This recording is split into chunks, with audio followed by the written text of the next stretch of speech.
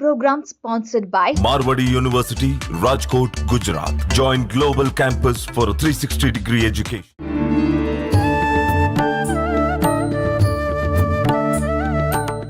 నమస్కారం, welcome to I dream. ధర్మ మార్గం కార్యక్రమానికి స్వాగతం. మన తెలుగు వారందరికీ ఆరాధ్య దైవం, ఇష్టదైవమైన వెంకటేశ్వర స్వామి గురించి మాట్లాడుకోవాలంటే అసలు మనకు ఎంతో అదృష్టం ఉండి ఉండాలి. ఈరోజు మనం మాట్లాడుకోబోయే విశేషాలన్నీ కూడా చాలా ప్రత్యేకమైనవి. మొత్తం వెంకటేశ్వర స్వామి గురించి మనం ఈరోజు టాపిక్లో మాట్లాడుకోబోతున్నాం. ప్రస్తుతం నాతో పాటు ఉన్నారు విశ్వపతి టీవీఆర్కే మూర్తి గారు. ఆయన వెంకటేశ్వర స్వామి గురించి ప్రతిసారి మనకు ఎన్నెన్నో మంచి విషయాలను తెలియజేస్తూనే ఉంటారు. వారు రాసిన పుస్తకాల రూపంలో కూడా వెంకటేశ్వర స్వామి యొక్క వ్రత విధానం అయితే ఏంటి, వ్రత కల్పం అనే పుస్తకంలో చాలా చక్కగా రాశారు. వెంకటేశ్వర స్వామి లీలల గురించి తెలియజేయడం కోసం ఇప్పుడు మనతో పాటు ఉన్నారు. సార్తో మాట్లాడి తెలుసుకుందాం. నమస్కారం సార్. నమస్కారం తల్లి, చాలా సంతోషం మళ్ళీ ఇన్ని రోజుల తర్వాత కలుస్తున్నాం మనం. అవును సార్, నాకు చాలా సంతోషంగా ఉంది సార్. చాలా సంతోషం సార్. వెంకటేశ్వర స్వామి అందరికీ ఎంతో ఆరాధ్య దైవం, ఇష్టదైవం. ఆయన్ని ఒక్కొక్కరు ఒక్కో రకంగా పిలుచుకుంటారు. చాలా రకాల పేర్లు కూడా ఉన్నాయి. మరి ఎవరికి ఇష్టం వచ్చినట్టుగా వాళ్ళు పిలుచుకుంటున్నారే తప్ప స్వామి వారికి ఏ పేరుతో పిలిస్తే ఇష్టం ఉంటుంది సార్, తెలియజేయండి. మనం విష్ణు సహస్రనామం చదువుతాం కదా, విష్ణు సహస్రనామంలో ఎన్ని 1000 నామాలు. అసలు ఆ స్వామికిట అనంత కోటి నామాలు ఉన్నాయంటారు. ఏ నామంతో పిలిచినా చక్కగా పలుకుతాడు ఆయన. అసలు సహస్రనామాలు అంటేనే మనకి సహస్రం అనేది 1000 కాదనమాట, అనంతమైన అని అర్థం. మనం వింటుంటాం కదా, కో అంటే పలికే కొండల రాయుడు ఇట్లా అంటుంటాం కదా.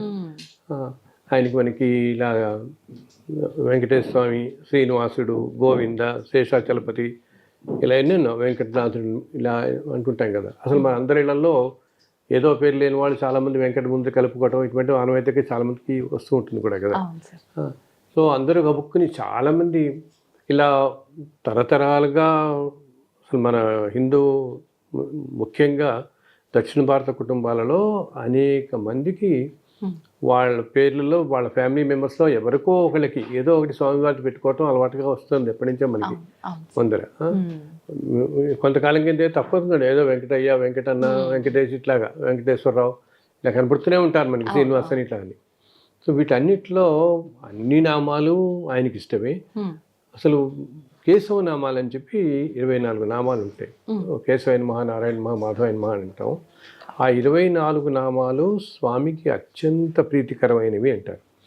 24 నామాలు విశిష్టత ఏంటంటే దాంట్లో స్వామి 4 ఆయుధాలని కూడా 4 చేతుల్లో ధరించి ఉంటారు. శంఖం, చక్రం, గద, సారథి అంటారు. ఆయుధాలన్నీ కూడా ఈ 4 చేతుల్లోనూ కూడా ఒక్కొక్క రీతిలో మారుతున్నప్పుడు ఒక్కొక్క నామానికి అది ప్రత్యేకంగా చెప్తాం మనం. కేశవాయన మహా అంటే నారాయణ అంటే ఇట్లాగా, మాధవైన మహా అంటే పురుషోత్తమైన అంటే అధ్వజమైన. ఈ నామాలన్నీ కూడా 24 నామాలు, ఈ కేశవనారాయణ, మాధవ ఈ నామాలన్నీ, మాధవైన మా, పురుషోత్తమైన, దామోదరైన మా, శ్రీకృష్ణ ఇలా చదువుతాం మనం. ఇవన్నీ కూడా చాలా ప్రీతికరమైనవి.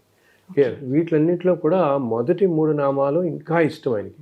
కేశవైన మా, మాధవైన మా, నారాయణ మా, ఇవి చాలా ప్రీతికరమైనవి చెప్తాం. వీటిలన్నిటిలో కూడా స్వామికి అత్యంత ప్రీతికరమైనవి 2 నామాలు ఉంటాయటండి. అవి ఏంటంటే, ఒకటి గోవింద అని పిలిస్తే చాలా ప్రాణం, ఆ క్షణంలో పలుకుతాడు ఆయన.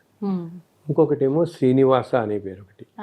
ఈ 2 నామాలు స్వామివారికి అత్యంత ప్రీతికరం అని మనకి అక్కడ తిరుమలలో ఈరోజు జరుగుతున్న పూజా విధానాలు కానీ ఇవన్నీ కూడా ప్రవేశపెట్టింది అక్కడ భగవద్ రామానుజాచార్యులు వారు. సో రామానుజాచార్యుల వారికి శ్రీనివాస అనే పేరుతో పిలవటం ఎంతో ఇష్టంగా ఉండేది ఆయనకి.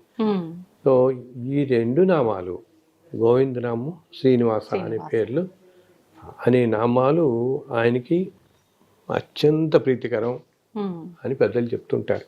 ఏ నామంతో పిలిచినా మనం అర్చితే పిలవాలే కానీ వెంటనే పలుకుతాడు ఆయన. వింటుంటారు, చక్కగా పలుకుతాడు. ఏ నామంతో పిలిచినా మనం పలుకుతాడు. మనకి ఆయనకి కావాల్సిందల్లా ఏంటి, చాలా ప్యూర్ డివోషన్ అనమాట. ఒక్కసారి విశ్వంలో ఎక్కడి నుంచైనా మనకి ఎటువంటి కష్టం, ఎటువంటి ఆపద కలిగినా గోవిందా అని తలుచుకుంటే ఆ క్షణంలో ఆయన ఏదో రూపంలో మనకి ప్రత్యక్షమై మనకి తమకాన్ని సాయం చేస్తాడు. అసలు విష్ణువు అంటేనే సర్వం వ్యాపించి ఉన్నవాడు అన్నమాట. ఓకే, మనకేం. సో ఆయన తిరుమలలోనే కాదు, ఎప్పుడు మనందరి మధ్య ఉంటాడు, మనం పిలవగానే పలుకుతాడు, తప్పకుండా చేస్తాడు. So okay. ఈ నామాలు ఎన్నిట్లో అంటే ఏంటి, కొంతమంది కొన్ని కొన్ని నామాలకి ఆకర్షింపబడతారు కూడా వాళ్ళు. కొంతమంది గోవిందా అని తలుచుకోవడం ఎప్పుడు ఇష్టం అవును. కదా, అలాగా. కొంతమంది ఏమో ఓం నమో నారాయణాయ అనుకుంటారు, ఓం నమో వెంకటేశాయ అనుకుంటారు, ఇట్లా రకరకాల పేర్లతో నామాలు ఆయనకి అత్యంత ప్రీతికరం అని పెద్దలు చెప్తుంటారు. గోవిందనామం, శ్రీనివాసనామం అనమాట. శ్రీనివాస అని ఒక్కసారి మనసులో అలా తలుచుకుంటే ఆయన ప్రత్యక్షమవుతాడట. గోవింద అంటే ప్రత్యక్షమవుతాడట. ఆహా. గోవింద అంటే గోవులను రక్షించేవాడు అనమాట. అలాగే మన కష్టాలన్నిటి నుంచి బయటపడేసేవాడు కూడా. అసలు ఆ వెంకటేశ్వర అనే పేరు రావడం కూడా విశేషం. ఆ కొండ మొత్తాన్ని మొట్టమొదటి రోజుల్లో తిరువేంగడం అనేవాడు. ఆ తర్వాత మనం ఇప్పుడు తర్వాత కాలంలో ఈ తిరుపతి ఇవన్నీ పేర్లు వచ్చాయి, కానీ యాక్చువల్లీ తిరు అంటే శ్రీ అనమాట తమిళంలో. సో తిరుమలై అంటే కొండ అని అర్థం. ఆహా. సో స్వామివారు అక్కడ ఉన్న మన దాన్ని అసలు శ్రీశైలం అని కూడా ఒక పేరు ఉంది. తిరుమలని కూడా శ్రీశైలం అంటారు, వెంకటాద్రిని కూడా. ఆహా. మామూలుగా మనం తిరుపతి కొండలని పిలుస్తాం కదా, వెంకటాద్రి, నారాయణాద్రి, వృషభాద్రి ఇట్లా అంటామే. అలా అనేక పేర్లలో దానికి శ్రీశైలం అనే పేరు కూడా ఒకటి ఉంది యాక్చువల్గా. సో అలాగా హృదయంలో నివాసంగా ఏర్పరచుకున్నాడు కాబట్టి శ్రీనివాసుడు అయ్యాడు. మీకు ఈ రెండు పేర్లు ఆయనకి అత్యంత ప్రీతికరమైనమాట. అయితే సార్, ఎప్పుడు చూసినా భగవంతుడు రకరకాల ఆభరణాలతో, ఒక మంచి అలంకారంతో ప్రతిరోజు మనకు దర్శనం ఇస్తూనే ఉంటాడు. అలంకారాల వెనక కూడా విశిష్టత ఏమైనా ఉందా సార్? అవునమ్మా, మనకి తెలుసు కదా, శివుడు అభిషేక ప్రియుడు, విష్ణువేమో అలంకార ప్రియుడు. ఆయనకి ఎంత అలంకారం చేస్తే అంత ఇష్టం అనమాట. ముఖ్యంగా పుష్పాలంకారం ఇంకా ఇంకా ఇంకా ఇష్టం ఆయనకి. అందుకనే తిరుమల మొత్తం కూడా ఎన్నో పూల తోటలు ఉండేవి పాతకాలంలో అనమాట. ఎన్ని ఎన్ని ఎన్ని రకాల పుష్పాలు, పూల తోటలు. ఇప్పుడున్న మనకి కాటేజీలు కనపడుతున్నాయి, ఇవన్నీ ఏరియా అంతా తోటలే, మొత్తం ఉద్యానవనాలే. అసలు తిరుమలని పుష్ప మండపం అనే పిలుస్తారు. పుష్పం అనే పేరు కూడా ఉంది. ఇప్పుడు ఏంటంటే ఈ మనకి మోడర్న్ టైమ్స్ ఇన్ని రావడంతో ఆ కాటేజెస్ వాటి స్థానాలు ఇప్పుడు ఎస్పీటీ కాటేజెస్ అంటారు వాళ్ళు. అక్కడ అంతా కూడా సురాపురం జమీందార్ అని, ఆయన ఎంతో భక్తి స్వామివారి మీద. ఆయన అప్పుడు పెద్ద తోట కట్టించాడు. సురాపురం తోట అని ఉండేది ఒకప్పుడు. ఆ తోట ప్రదేశంలో వచ్చినవన్నీ కూడా ఇదనమాట. ఇప్పుడు మనకి ఈ సురాపురం ఎస్పీటీ కాటేజ్ అంటారు. అలా కొండ మీద మొత్తం అసలు ఎన్నెన్నో చోట ఎంబీసీ కాటేజెస్ అంటారు, మంగళబావి కాటేజెస్ అని చెప్పేసి అక్కడంతా కూడా పెద్ద పెద్ద తోటలు ఉండేవి. ఆ చుట్టుపక్కల అన్ని తోటలే అనమాట. ఆళ్వార్ తోట అని చెప్పేసి ఎన్నెన్నో. ఇప్పుడు రామ్ బగీచా అంటాం మనం, గుడి ఎదుర్కొంటూనే ఉంటుంది కదా. యాక్చువల్లీ బాగ్ అంటే పెద్ద ఇది అనమాట, పూల తోట అనమాట. సో అక్కడంతా పూల తోటలు ఉన్నాయి. సో అసలు కొండ మీద ఉండే పుష్పాలన్నిట ఎప్పుడెప్పుడు తాము వెళ్ళి స్వామిని అలంకరిస్తాయా అని చూస్తుంటేట. మాకు ఇప్పుడు ఎంత అదృష్టం ఎప్పుడు వస్తుంది అని చెప్పి రోజు ఆయనకి అలా పూలమాలలో సమర్పిస్తూనే ఉంటారు. పూలమాలలు అన్నీ కట్టే ప్రదేశం తిరుమలలో చోటు ఉంటుంది. యాక్చువల్లీ మనలాంటి వాళ్ళ భక్తులు కూడా వెళ్ళి అక్కడ కూర్చొని కట్టచ్చు. మాలలు మనకి కూడా కట్టనిస్తారు. చాలా మందికి తెలియదు ఇది. మనం కాస్త అక్కడ ఆకాశగంగ వెళ్ళే దారిలో ఈ వీళ్ళ హార్టికల్చరల్ డిపార్ట్మెంట్ వాళ్ళది పెద్ద షెడ్స్ ఉంటాయి. అక్కడ ఏం చేస్తారంటే రోజు పూలన్నీ అసలు అక్కడికి వెళ్ళి చూస్తే మనకి ఒళ్ళు జల్దరిస్తుంది అనమాట. పూలు అలా గుట్టలు గుట్టలు గుట్టలు గుట్టలు పెట్టుంటాయి చక్కగా. అందులో వీళ్ళు పెంచుతున్న అక్కడ కొన్ని గార్డెన్స్ పెంచుతున్నారు వీళ్ళు. వాటి నుంచి వచ్చిన పువ్వులు ప్లస్ వీళ్ళకి నిత్యం కూడా బెంగళూరు నుంచి, చెన్నై నుంచి చాలా మంది డోనర్స్ స్వామివారి అభిమానంతో, భక్తితో టన్స్ అండ్ టన్స్ అనమాట, అందరూ పూలు వస్తుంటాయి. అవన్నీ కూడా వాళ్ళు చాలా ప్రత్యేకంగా ఎంతో ముచ్చటగా ఉంటుంది. మేము ఒకసారి వెళ్ళినప్పుడు కూర్చొని చూసాం. ఆ కట్టే విధానం కూడా చాలా ఇష్టంగా ఉంటుంది. మనం 5 నిమిషాలు ఉంటే మనం గ్రహిస్తే మనం కూడా కట్టిస్తారు కాసేపు వాళ్ళు చక్కగా. ఒకసారి వెళ్ళినప్పుడు కడితే మేము అడిగాం, ఈ మాల ఎప్పుడు వెళ్తుందంటే ఈరోజు సాయంత్రం మారుస్తున్నారు స్వామివారికి, ఈ మాల వేస్తున్నారని. ఎంత అదృష్టం మనకి కదా, ఎంత అదృష్టం. మనం 4 పూలు కట్టగలుగుతాం అంటే అక్కడ కూర్చొని. అలా ఎన్నెన్నో ఈ పూలతో పాటు ఇప్పుడన్నీ నుంచి పూల అలంకారం కదా, పుష్పాలంకారం రోజు మార్నింగ్ ఉదయం తోమాల సేవ అప్పుడు కొత్త వేస్తారు, మారుస్తారు, మళ్ళీ సాయంత్రం వేళల్లో మళ్ళీ మారుస్తారు ఆయనకి. దీంతోపాటు స్వామి ఎంతో ఎన్నెన్నో రకాల ఆభరణాలతో వెలిగిపోతూ ఉంటాడు నిత్యం మనకి. అంతా అసలు తిరుమల కొండ అంతా బంగారమయమే అనమాట. ఆనంద నిలయం అంతా బంగారం కదా. అన్ని బంగారు ఆభరణాలతో ఎన్నో ఆభరణాలు ధరించి అసలు స్వామి మనకి తిరుమలలో స్వామి విగ్రహం 9 అడుగులు ఉంటుంది తల్లి. 9 అడుగులు. కానీ మనకేమిటంటే దూరం నుంచి మనం ఇన్ని ఆభరణాలతో మనం చూస్తాం కాబట్టి మనకి కొంచెం ఇలా తక్కువ ఎత్తులో ఉన్నట్టు కనిపిస్తాడు మనకి. ఇన్ని ఆభరణాలు అలంకరణాల మధ్య ఈ రోజుల్లో అందరికీ జైవిధుల నుంచే మనం చూడగలుగుతున్నాం కాబట్టి దర్శనం దూరంగా. కానీ 9 అడుగులు ఎత్తు ఎన్నో రకాల ఆభరణాలు ఉంటాయన్నమాట. ఎప్పుడు ధరించి ఉంటాడు.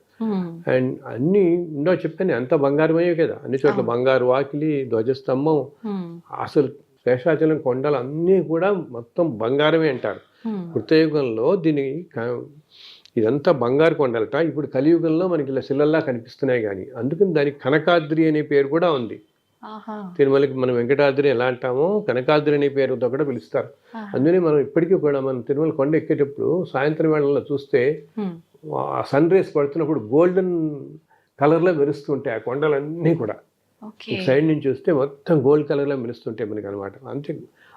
అంతా బంగారమయమే. మనం ఇంకా కలియుగంలో మానవులు అన్ని పాపాలు చేసుకుని అధర్మంగా ఉంటారు కాబట్టి మనకి ఆ బంగారం కనపడకుండా శిలలా కనపడుతున్నాయి అవన్నీ మనకి.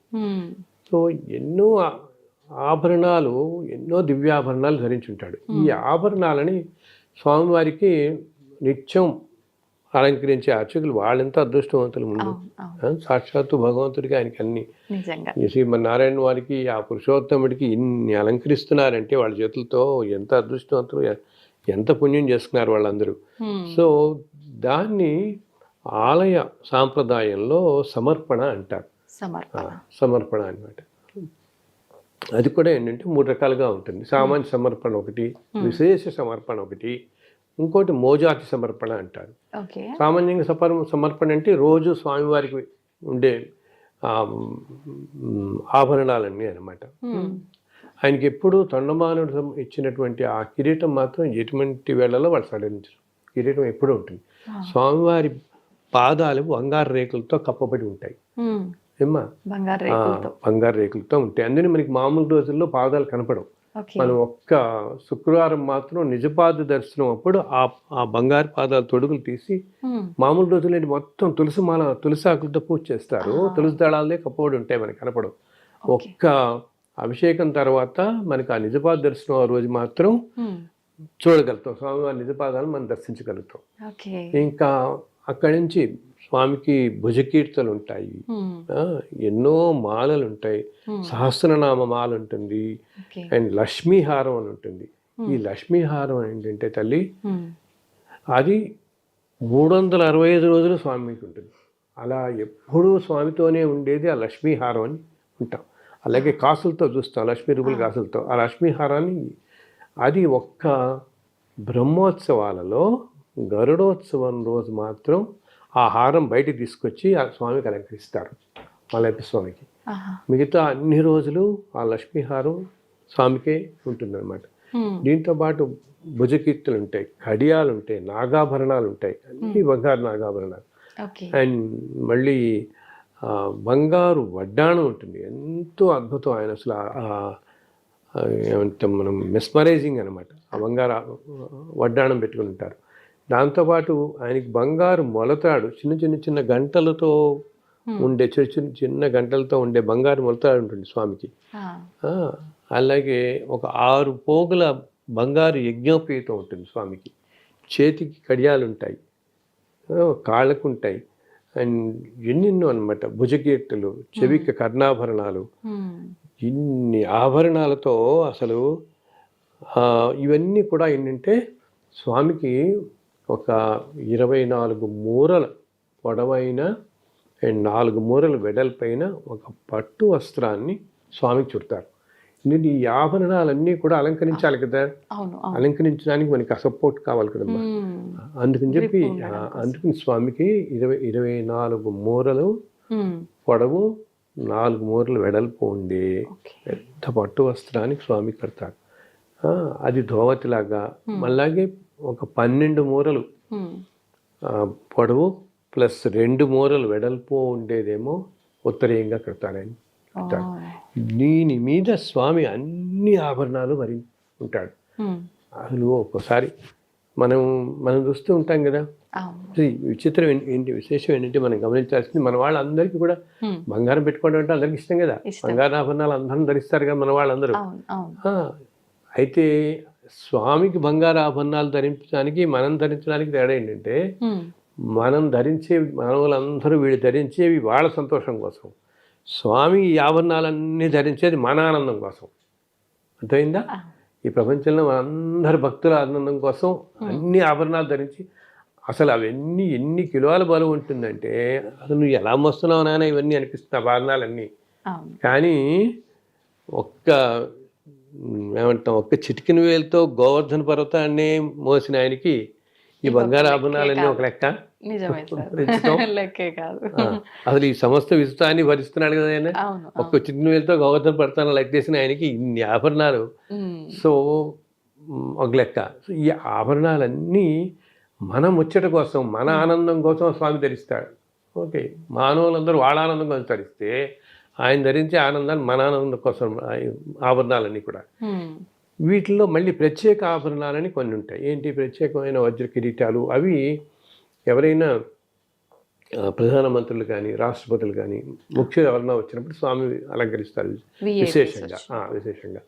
వీటితో పాటు మోజాతి అలంకరణ అంటారు. మోజాతి అలంకరణ అంటే ఉత్సవాల టైంలో అన్నమాట. ఇలా బ్రహ్మోత్సవాలు, ఇలా ఉత్సవాలు వచ్చినప్పుడు ఆ టైంలో ఇంకా కొన్ని స్వామికి ఇంకా ప్రత్యేకమైన ఆభరణాలు, ప్రత్యేకమైన కిరీటాలు స్వామిని అలంకరిస్తారు. యాక్చువల్గా స్వామివారికి ఇన్ని సంవత్సరాలుగా ఎంతోమంది రాజులు, చక్రవర్తులు, జమీందారులు ఎన్నెన్నో అసలు వజ్ర వైఢూర్యాలు పొరిగిన కిరీటాలు కానీ, కటిహస్తం, వరదహస్తం, ఈ హస్తాలకు కూడా అన్ని బంగారు తొడుగులు ఉంటాయన్నమాట. అవి ఎన్నో రకాలు చేయించారు ఎంతోమంది. అండ్ ఇప్పటి నుంచి కూడా కాదు, అసలు కొన్ని వేల సంవత్సరాల నుంచి అలా ఎంతో చేయించిన వారిలో ఎంతో భక్తుడు స్వామివారికి శ్రీకృష్ణదేవరాయలు తాను బతుకున్నంత కాలంలో 7 సార్లు తిరుమల వచ్చి ఏదైనా దండయాత్రకు వెళ్ళినప్పుడు అక్కడ విజయం చేసుకోగానే తిరుమలకు వచ్చేవాడు. ఆయన వచ్చి దర్శించుకుని 7 సార్లు స్వామిని దర్శించి వచ్చిన ప్రతిసారి ఎన్నెన్నో ఆభరణాలు సమర్పించాడు అనమాట. ఎందుకంటే మన దురదృష్టం కొద్దీ ఇప్పుడు కొన్ని లేవు, మనకి అంటుంటారు అందరూ. తెలియదు, మనకి తెలియదు అంటుంటారు. అన్నీ లేవు ఇప్పుడు ప్రస్తుతం అని అంటుంటారు. కాలక్రమంలో మనకి తెలియదు. కానీ కానీ ఆభరణాలు ఆ రోజుల్లో అందరూ అన్ని శాసనాలు వేసేవారు కాబట్టి ఆయన వచ్చినప్పుడల్లా శాసనం వేసేవాడు. ఈ ఆభరణాలు నేను సమర్పించాను, ఇన్ని హారాలు, ఈ కిరీటం, ఇది ఇట్లా అంటూ అనమాట. అలాగా ఎన్నో సమర్పించాడు ఆయన అసలు కిరీటాలు కానీ ఎన్నో అని. ఇవి ఇలా ప్రత్యేకమైనగా ఇప్పుడు బ్రహ్మోత్సవాల టైంలో అటువంటప్పుడు ఇంకా ప్రత్యేకంగా స్వామిని అనేకమైనటువంటి ఆభరణాలతో స్వామిని అలంకరిస్తాడు. అప్పుడు అసలు ఇంకా ఆ స్వామి వైభవం చూడడానికి మనకి 2 కళ్ళు చాలు, అంత వైభవంగా ఉంటాడనమాట ఆయన. సరే, ఎక్కువగా చాలా మంది అంటుంటారు మనకు వెంకటేశ్వర స్వామి ఒక స్త్రీ రూపంలో దర్శనం ఇస్తూ ఉంటాడు తిరుపతిలో, అలంకారమే గాని వస్త్రధారణ అంతా అని అంటుంటారు. ఎందుకని ఆ రూపంలో ఉంటారు అంటే యాక్చువల్గా ఏంటంటే తల్లి తిరుమలలో వెలిసిన స్వామివారు ఈ సృష్టి మొత్తానికి మూల కారణమైన శక్తి స్వరూపం. ఓకే, అది అక్కడ చాలా కాలం క్రితం, ఇప్పుడైతే మనం ఈ ఆలయం ఇదంతా చూస్తున్నాం కానీ మొట్టమొదటి రోజులో స్వామి ఒక్కడే అలా నిల్చున్నాడు అనమాట. సో అక్కడున్న రూపం కొంతకాలం పాటు అక్కడున్నది శక్తి రూపం అని చెప్పి శాక్తేయులందరూ ఆ విధంగా పూజించేవాళ్ళు. కొంతకాలం అక్కడ ఉన్నది పరమేశ్వరుడు అనుకున్నట్టుగా అలా కొన్నాళ్ళు ఆరాధన జరిగింది. కొన్నాళ్ళు సుబ్రహ్మణ్యేశ్వర స్వామి ఆరాధన జరిగింది. అలా ఏంటి, అది ఎవరెవరి నమ్మకాలు వాళ్ళతో ఉండేవట్లా అనమాట. వాళ్ళు దాన్ని చెప్తూ ఉండేవాళ్ళు. ఎందుకు, ఆలయంకి 4 వైపులా పైన 4 సింహాలు ఉంటాయి కాబట్టి లోపల ఉన్నది అమ్మవారిని. అలాగే అభిషేకం అక్కడ శుక్రవారం పాటు అభిషేకం చేస్తారు. ఇప్పటికీ శుక్రవారం అభిషేకం కాబట్టి ఇలాగా అలా విష్ణు అనడానికి కొంతమంది ఇలా. సో ఇవన్నీ ఇట్లా ఉంటుండగా చివరికి రామానుజాచార్యుల వారు ఇది నిర్ధారణ చేస్తారనమాట. ఇక్కడ ఉన్నది సాక్షాత్తు విష్ణువే ఇక్కడ వెలిశారు అని చెప్పేసి.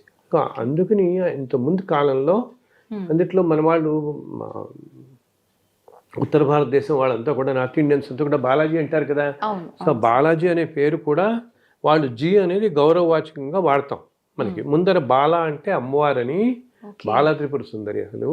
సో బాలాకి జీ అని చెప్పి బాలాజీ అని పిలవటం మొదలుపెట్టారు వాళ్ళు. సో ఏంటి అక్కడ ఉన్నది మనం కొలుస్తున్న విష్ణుమూర్తిగా కొలుస్తున్నప్పటికీ ఈ సృష్టి మొత్తానికి కారణభూతమైన శక్తి అంతా అక్కడ కేంద్రీకరించి ఉంటుంది అన్నమాట. సో కొంతమంది అందుకని అలా అంటుంటారు ఆ విధంగా. స్వామివారిని మలయప్ప స్వామి అని కూడా పిలుస్తుంటారు కదా సార్. మళ్ళీ ఉత్సవాల్లో ఊరేగింపుల్లో కూడా స్వామివారిని మలయప్ప స్వామి రూపంలోనే ఊరేగిస్తుంటారు. ఎందుకని? తిరుమల మనకి ఆలయంలో ఉండేదాన్ని ధ్రువబేరం అంటాం. అంటే ఏంటి, అసలు కదల్చరు అంతే కదా ఆలయాల్లో అన్నిట్లో. సో ప్రతి ఆలయానికి మనకి ఎన్నో ఉత్సవాలు ఉంటాయి. ఉత్సవాలు అంటే ఏంటి, ఎంతో ఉత్సాహాన్ని కలిగించేది. సో స్వామి మనకి మన ఊళ్ళల్లో చూసుకున్న మనకున్న ఆలయాల్లో కూడా ఎన్నో ఆలయాల్లో కూడా ప్రతి సంవత్సరం అనేది ఉత్సవాలు చేస్తుంటాం. ఉత్సవాలు అప్పుడు స్వామివారు ఏమిటి ఆలయం నుంచి బయటకు వచ్చి వీధుల్లో ఆ గ్రామంలో వీధులన్నిటో తిరుగుతూ మనందరికీ ఆనందం కలిగజేస్తాడు. సో అందుకని ఆ స్వామికి ఏదైనా ఒక ఉత్సవమూర్తులు మనకు ఉండాలి కదా. సో అన్ని చోట్ల ఏం చేస్తారు వీళ్ళు, ఆ ఉత్సవమూర్తులు తయారు చేసి ఆ ఉత్సవమూర్తులు ఈ అన్ని ఉత్సవాల్లో మనకి పాల్గొని ఉంటాయి. అలాగే తిరుమలలో కూడా పాతకాలంలో శ్రీనివాసమూర్తి విగ్రహం ఒకటి ఉండేది. అది దాన్ని అక్కడ మనకి తిరుమల ఆలయంలోనే భోగ శ్రీనివాసమూర్తి అని ఒక విగ్రహం ఉంటుంది. అది మూల విగ్రహాన్ని పోలే ఉంటుంది, చిన్నది ఉంటుంది అన్నమాట. ఎప్పుడు కూడా స్వామివారి పాదాల కింద ఉంటుంది. మనం గమనించాం కానీ పక్కనే పెట్టి ఉంటుంది ఆ విగ్రహం. అది సామవయ్య అని ఒక రాణి ఒకసారి వచ్చినప్పుడు పాతకాలంలో ఆ తిరుమల ఆలయానికి బహుమానంగా చేసి ఇచ్చింది అనమాట. భోగ శ్రీనివాసమూర్తి అని నిత్యం ఆ భోగ శ్రీనివాసమూర్తికి కూడా అభిషేకం చేస్తారు. ఇప్పటికీ కూడా స్వామివారితో పక్కన అభిషేకం, స్వామివారి పాదాలు ఈ అభిషేకం చేస్తారు. ఇలాగా కొలువు శ్రీనివాసమూర్తి అని విగ్రహం ఉంటుంది, ఉగ్ర శ్రీనివాసమూర్తి అని మలయప్ప స్వామి ఇవన్నీ ఉంటాయి. ఈ మలయప్ప స్వామి శ్రీదేవి భూదేవులతో సహా. ఈ ఉగ్ర శ్రీనివాసమూర్తి అనే విగ్రహం ఏంటంటే మొట్టమొదటి కాలంలో ఈ ఉత్సవాలన్నింటిలో ఆ విగ్రహమే ఊరేగింపుగా వచ్చేది.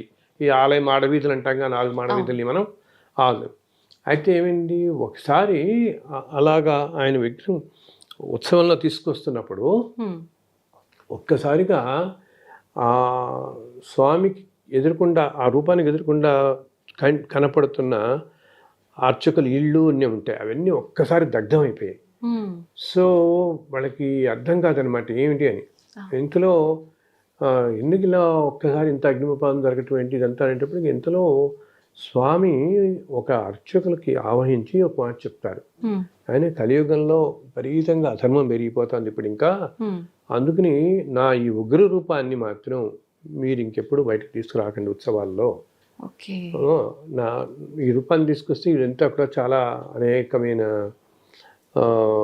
ఇటువంటి ఉత్పాతాలు అవి జరుగుతాయి, నన్ను తీసుకురాకండి అని చెప్తారు.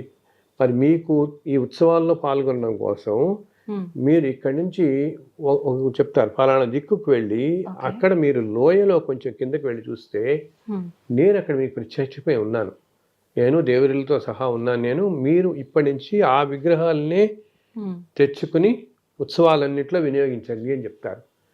సో అప్పుడు ఏం చేస్తారంటే వీళ్ళు వెంటనే ఈ ఉగ్ర శ్రీనివాసమూర్తి విగ్రహాన్ని తీసుకొచ్చి లోపల ఆలయంలో పెట్టి ఉంచేసి ఆ తర్వాత రోజు ఉదయం స్వామివారికి నమస్కరించి, స్వామి ఇలా చెప్పావు నువ్వు, మాకు కొంచెం తేలిగ్గా కనపడేలా, ఇప్పుడు అంత కొండల్లో కనపడాలి కదా ఆయన, ఎక్కడున్నావో నువ్వే మాకు కరుణించి దయచేసి నువ్వు చెప్పిన ఇలా ఈరోజు ఉదయం చెప్పిన మా మలయప్పమూర్తి ఎక్కడున్నారు, అదే మీ ఉత్సవ విగ్రహాలు ఎక్కడున్నాయో ఒకసారి చూపించండి అంటూ వీళ్ళు ఇంకా మేళతాళాలతో లోయ దగ్గరికి వెళ్తారు. లోయ దగ్గరికి వెళ్తే ఒక చోట నుంచి ఒక కింద ప్రదేశంలో వాళ్ళకి ఓమని నెమ్మదిగా వినిపిస్తూ ఉంటుంది, శబ్దం వినిపిస్తూ ఉంటుంది. అప్పుడు ఆ శబ్దాన్ని పట్టుకుని ఆ దారిలో అలా వెళతారు వాళ్ళు. వెళుతూ ఒక చోటకి వెళ్ళేప్పటికి ఆ శబ్దం తీవ్రత నెమ్మదిగా అలా తగ్గుతూ వస్తుంది అనమాట. అప్పుడు అనిపిస్తుంది వీళ్ళలో భగవంతుడు ఎక్కడెక్కడో ఉన్నాడు. అక్కడ ఒక చోట చివరికి వెళ్తూ కనిపితే అక్కడ ఒక్కసారిగా ఆ లోయలో చక్కగా వాటన్నిటి ఆ మంచి ఏమంటాం ఎంతో సుగంధభరితమైన మొక్కలన్నీ ఉంటాయి అక్కడంతా. అసలు తిరుమల కొండల్లోనే ఎన్నో పూల చెట్లు ఎంతో అద్భుతమైన అని చెప్పాం కదా మనం. ఆ అడవుల్లో కూడా బ్రహ్మాండమైన పుష్పవనాలన్నీ ఉంటాయన్నమాట. అలా ఒక చోట ఈ మొక్కలన్నిటి మీద ఆ పక్కన 3 విగ్రహాలు వీళ్ళకి దొరుకుతాయి. అది ఇప్పుడు మనం మలయప్ప స్వామి అని చెప్పి మనం అన్నిట్లోనూ బ్రహ్మోత్సవాల్లో అన్నిట్లో తిరుగుతూ కనపడతారు కదా మనకి ఆయన విగ్రహం. ఆయన ఉభయ దేవేరులతో ఆ స్వామివారు అక్కడ కనిపిస్తారు. అప్పుడు ఆ విగ్రహాన్ని తీసుకుని ఆ 3 విగ్రహాలతో ఇంకా ఎంతో సంతోషపడి తీసుకొచ్చి ఇంకా అది వాళ్ళ సంతోషానికి ఎంతో ఆనందంతో ఆ రోజు ఒక పెద్ద ఉత్సవంలో జరిపి ఆలయం ఆడవీధులు అన్నిట్లో వీటికి అన్ని పరిచారాలు చేసి చక్కగా అభిషేకం చేసి స్వామివారికి విగ్రహాలకి మాడవీధులన్నింటిలో తిప్పుతారనమాట, ఊరేగింపు చేస్తారు భక్తులు అంతా పాల్గొని. సో అది ఏంటంటే మలై అంటే చెప్పాను తమిళంలో కొండ అనమాట. సో కొండ దిగున ఆ అంచుల్లో దొరికారు కాబట్టి ఆయన మలయప్ప అనే పేరు వచ్చింది ఆ విగ్రహానికి. సో మనం ఈరోజు చూసే ఈ విగ్రహాలన్నీ అయితే ఏంటంటే ఇప్పుడు ప్రతి ఉత్సవంలోనూ రోజు మనకి సాయంత్రం సహస్రదీపాలంకరణ సేవ అప్పుడు స్వామివారి శ్రీదేవి భూదేవిలతో వస్తారు కదా, ఇలా ఎన్నో ఉత్సవాల్లో వస్తారు. అండ్ ఇప్పుడు మనం చాలా చోట్ల శ్రీనివాస కళ్యాణాలు అవి చేస్తున్నారు కదా, ఇట్లా వచ్చినప్పుడు అయితే తర్వాత కాలంలో వాళ్ళు ఏం చేస్తారంటే అదే పోలిన విగ్రహాలను చేయించి పెట్టారు. ఆ రోజు దొరికిన విగ్రహాలు అక్కడే ఉంటాయి, అవి ఎప్పుడు బయటకు తీసుకురారు. ఆ విగ్రహాలతో తిరుమలలో తిరుమల మాడవీధుల్లో ఈ రోజు సహస్రదీపాలంకరణ ఇప్పుడు వచ్చేది ఆ స్వామివారి మలయప్ప స్వామి విగ్రహం వస్తుంది. అది కానీ బయట మనకి ఇలా ఊళ్ళల్లో ఇక్కడికి వచ్చి బయట చోట మనకి కళ్యాణాలు దొరుకుతున్నప్పుడు తీసుకొచ్చినప్పుడు ఆ విగ్రహాలు అదే రూపం ఉండే విగ్రహాలు తర్వాత కాలంలో తయారు చేయించారు మనకి. ఇది మలయప్ప స్వామి ఉభయ దేవేరులతో ఆ విగ్రహాల కథ ఇదనమాట. అలా దొరికిన విగ్రహాలు మనకి అవి. దాన్ని మనం ఇప్పుడు మలయప్ప స్వామి ఎందుకంటే ఉత్సవాలన్నింటిలో ఒకటిగా మనకి ఆ స్వామివారిది ఇప్పుడు మన కళ్యాణంలో అన్ని చోట్ల చూస్తుంటుంది కదా మనం రోజు కూడా ఎక్కడ అన్నింటిలో కూడా అందరికీ ఏంటంటే ఆనందం కలిగించడానికి ఇన్ని విశేషాలు. అలా తిరుమలలో ఏంటంటే ప్రతి చెట్టు ప్రతి పుట్టకి ప్రతి రాయికి ఏదో విశేషం ఉంటూనే ఉంటుంది అక్కడ. అట్లా మన స్వామివారు ఆ విధంగా అనుగ్రహిస్తున్నాడమ్మా. సుమారు ఎంత కాలం అయి ఉండొచ్చు సార్ ఈ విగ్రహాలు మనకు దొరికి? చాలా కాలం చాలా కాలం వెళ్ళి చాలా కాలం క్రితం ఇది. అప్పటి నుంచి కూడా ఈ విగ్రహాలు నిత్యం ఈ తిరుమంజనం చేస్తారు, అన్ని సేవల్లో కూడా ఈ విగ్రహాలే పాల్గొంటాయి మనకి అనమాట. అండ్ విశేషం ఏంటంటే ఇందాక చెప్పినట్టుగా ఈ చక్రవర్తులు జమీందారులు ఇలా మూల విగ్రహానికి తో పాటు మలయప్ప స్వామికి కూడా ఎన్నో ఆభరణాలు చేయించారు. ఎన్నో మాలలు బంగారు ఆభరణాలు ఎన్నో మలయప్ప స్వామికి కూడా విగ్రహాలు ఎన్నో ఆభరణాలు సమర్పించారు భక్తులు అనమాట. రకరకాల ఆభరణాలు మలయప్ప స్వామిని కూడా అలంకరిస్తారు. బ్రహ్మోత్సవాల టైంలో రకరకాల ఉత్సవాల టైంలో చూడొచ్చు మనం. మనకి వాహన సేవల్లో వస్తుంటాయి కదా, అప్పుడు రోజు కూడా ఒక్కొక్క వాహనం ఈ బ్రహ్మోత్సవాల్లో మనకి హంసవాహనం, అశ్వవాహనం, గజవాహనం ఇలా రోజు వాహనాలు వస్తుంటాయి కదా. సో రకరకాల ఆ మూర్తులకి ప్రత్యేకంగా మలయప్ప స్వామి ఇప్పుడు నేను ఇందాక చెప్పినట్టు ఆ స్వామికి ఎన్ని రకాల ఆభరణాలు ఉన్నాయో ఈ మలయప్ప స్వామి కూడా బోల్డ్ ఆభరణాలు చేయించారు. అవన్నిటితో స్వామిని అలంకరిస్తారనమాట. అసలు ఒక్కొక్క సేవకు ఒక్కొక్క రకమైన ఉన్నాయి, చాలా ఉన్నాయి. విశిష్ట లేదు అలాగా. దాంతోపాటు ఇలా చెప్పడానికి విశేషమైన ఇప్పుడు ముక్కోటి ఏకాదశి, కొత్త సంవత్సరం జనవరి 1 ఆ రోజుల్లో ఇంకా ఈ ప్రత్యేకమైన ఆభరణాలన్నీ తీసి అలంకరిస్తారు. జనం చాలా మంది వచ్చి సంతోషపడతాం అని చెప్పి మన ఆనందం కోసం ఇందా చెప్పాను కదా, మన ఆనందం కోసం ఆయన అన్ని భరించడం ధరించడం అన్నీ కూడా దానికోసం అప్పుడు అనమాట. అయితే సార్ మనకు తిరుమలలో చెట్టు పుట్ట ప్రతి ఒక్కటి చాలా విశేషమైనది అని చెప్పుకోవచ్చు. ముఖ్యంగా తిరుమల విషయానికి వస్తే చాలా శక్తివంతమైన ప్రదేశాలు కూడా ఉన్నాయని చెప్తూ ఉంటారు. అవి ఎక్కడెక్కడ ఉన్నాయి సార్? అసలు తిరుమల కొండలన్నీ కూడా ఎంతో శక్తివంతమైనవి. అంటే సాక్షాత్తు ఈ సృష్టి మొత్తానికి కారణభూతవాడి స్వామివారు అక్కడ ఉండటం బట్టి ఇప్పుడు రోజు లేకపోతే ఆల్మోస్ట్ ఉదయం మనం చూస్తే తిరుపతి రైల్వే స్టేషన్లో ఎన్ని ట్రైన్లు ఎన్ని లక్షల మంది వస్తారు ట్రైన్ దిగి. అడావిడ ఎక్కడ చూసినా అడావిడే కదా. వీళ్ళందరి బస్సులన్నీ ఎక్కటం, ఇన్ని వందల బస్సులు కార్లలో పైకి చేరటం, రోజు 1,00,000 మంది రావటం, దర్శనం చేసుకోవడం, దిగిపోవటం, మళ్ళీ ఉదయం మళ్ళీ 1,00,000 మంది రావటం. అసలు ఎంత ఎంత ఆకర్షణ, ఎంత పవర్ అక్కడ ఉంది. ఆ స్వామి లాగుతున్నాడు కాబట్టి ఇంత అయ్యి ఇలా ఈ 1,00,000 మందిలో ఏదో ఒక 4-5 వేల మంది ముందు దాకా వెళ్ళి కాస్త దర్శనం చేసుకోగలుగుతారు, కానీ మిగతా వాళ్ళందరికీ కూడా ఒక అర సెకండ్ కూడా లభించదు కదా దర్శనం. అయినా మళ్ళీ బయటికి రాగానే మళ్ళీ మనకి వెళదాం అనిపిస్తూనే ఉంటుంది. ఎందుకంటే ఆ మూర్తిలో ఉన్న ఆకర్షణ అంతటిది. ఆకర్షణ ఎందుకు? అక్కడ ఆ ప్రదేశంలో అంత ఆకర్షణ ఉండి ఆ ప్రదేశం అంతా కూడా అంత ఎనర్జీ ఉంటుందన్నమాట. సాక్షాత్తు భగవంతుడే మనకి. ఇంకోటి ఏంటి, ఆయన మనకి అలా శిలారూపంలో కనిపిస్తున్నాడు, కానీ యాక్చువల్గా స్వామివారే అలా నిల్చుని ఉన్నాడు అని చెప్తారు. మనల్ని భ్రమింపజేస్తాడు తెలియని. ఎందుకంటే ఈ అర్చకులు రోజు పూలమాలలు మారుస్తుంటారు కదా, ఆభరణాలు మారుస్తున్నా, పూలమాలలు మారుస్తున్నా, వాళ్ళు విగ్రహానికి తగలకుండా వీళ్ళని వరకు ప్రయత్నం చేస్తారు. ఒక్కొక్కసారి ఆ మాలలు వేస్తున్నప్పుడు ఆయన చెయ్యి అలా తగులుతుంటుంది, ఎంతో మెత్తగా కనిపిస్తుంది. అసలు శిల అనిపించదు వాళ్ళకి, జస్ట్ అలా భగవంతుడు అలా ఉన్నాడు అన్నట్టు ఆ ఫీల్ వస్తుంది వాళ్ళకి అన్నమాట. సో మనకి ఆ రూపంలో ఉన్నప్పటికీ సో సాక్షాత్తు అలా ఉండటంతో అక్కడంతా ఎంతో ఎనర్జీ ఉంటుంది ఆ కొండ మొత్తం కూడా. అది కూడా ఏంటి, తెల్లవారుజామునప్పుడు మనం ఇంకా ఫీల్ అవుతాం. 2-3 ఆ టైంలో సుప్రభాతం సేవ ఇటువంటి వెళ్తాను చూస్తాం మనం. ఆ టైంలో ఉదయం 4:30-5 దాకా వెళితే, ఎందుకంటే ఆ సమయాలలో దేవతలు అందరూ స్వామిని అర్చించుకోవడం కోసం వస్తారు అక్కడికి. ఎందరో దేవతలు అందరూ అసలుట రోజు మనందరినీ కూడా మనకు తెలుసు కదా, అష్టదిక్పాలకులు, నవగ్రహ దేవతలు. ఈ అష్టదిక్పాలకులు రోజు కూడా స్వామి దగ్గరికి వచ్చి ఆ స్వామిని దర్శించుకొని నమస్కరించుకుని వెంటనే ఇంక ఈ విశ్వం అన్నింటినీ కూడా వాళ్ళ విధులు నిర్వహించడానికి బయలుదేరుతారు. అలాగా అందరూ ఇంద్రాదేవతలు, అష్టదిక్పాలకులు కానీ నవగ్రహ దేవతలు అందరూ వస్తారు ఆ ఉదయం వేళల్లో.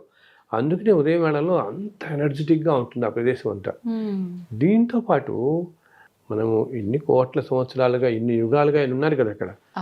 సో స్వామి ఉన్న ప్రదేశం నుంచి, అంటే స్వామి విగ్రహం మూలమూర్తి ఉన్న చోట నుంచి మనకి చుట్టూతా ఒక వలయాకారంలాగా తీసుకుంటే మనకి ధ్వజస్తంభం దగ్గర నుంచి ఆ సర్కిల్ అంతా కూడా చాలా ఎనర్జీతో ఉంటుంది.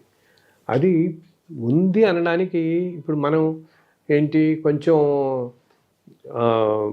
ఏమంటాం, ఏదైనా ఉపాసనతో ఉన్నవాళ్ళు, ధర్మంగా ఉండేవాళ్ళు, కొంచెం సాధన మార్గంలో ఉండేవాళ్ళు, ఇట్లా ఉండే వాళ్ళకి అది గ్రహించగలుగుతాం ఆ ఎనర్జీ. ఓకే, ఎంత ఎనర్జీ ఉంటుందంటే ఆ డైమెన్షన్లోకి మనం వెళ్ళేటప్పటికిట మనమంతా మానవులేం కదా, మన mind it will become thoughtless అనమాట.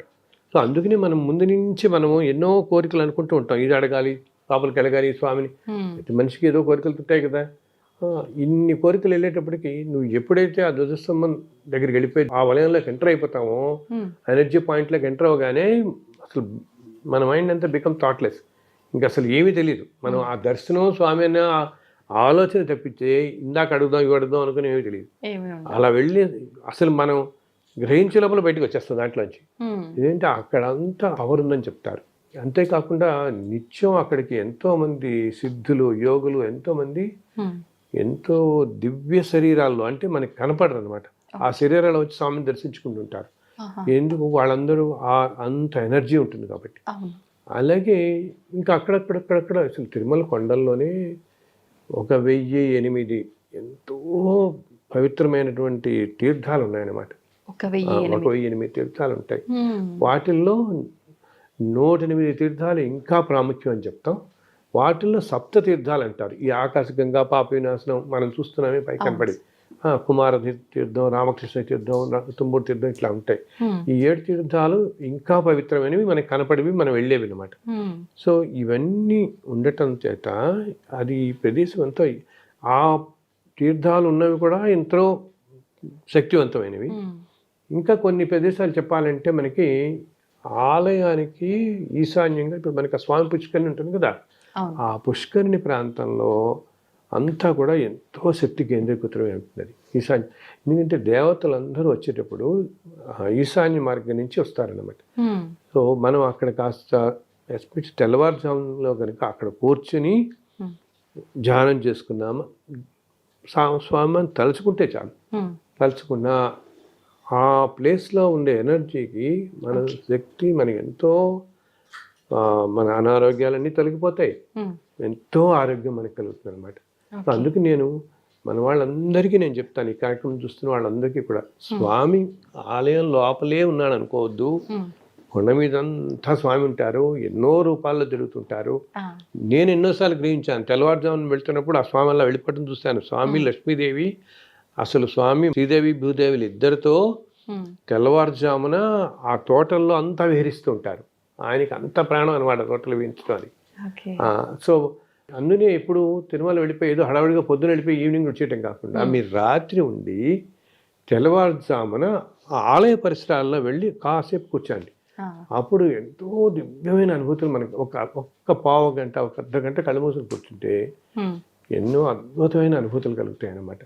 సో ఈసారి మీరు అందరూ ఆ విధంగా వెళ్ళండి అండ్ ఆ విధంగా దర్శించుకుని స్వామిని దర్శించుకుని స్వామి అనుగ్రహం పొందండి.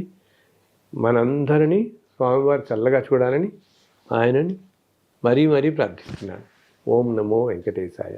సార్ నిజంగా మీరు మాట్లాడుతున్నంతసేపు స్వామివారి సైడ్ చూస్తుంటే పక్కన ఒక విగ్రహం ఉంది అన్నట్టుగా కాకుండా నిజంగా మీ పక్కన మానవ రూపంలో స్వామివారు ఉన్నారు, ఆయనతో మాట్లాడుతున్నా చెప్తున్నా అనే రకంగా మీ ఫీలింగ్ అనిపిస్తోంది సార్ చూస్తుంటే నాకు. అలాగే మాట్లాడుతుంటారు ఆయన, ఎన్ని ఇలా అంటుంటే చక్కగా వింటుంటారు, మధ్య నవ్వుతుంటారు, అన్ని చెప్తుంటారు. నేను పుస్తకాలు రాస్తున్నప్పుడు ఆయన ఈ పుస్తకంలో ఇది పెట్టు, ఈ పుస్తకంలో ఇది పెట్టు, ఎన్నిసార్లు ఆయన చెప్పడం నేను చూసాను.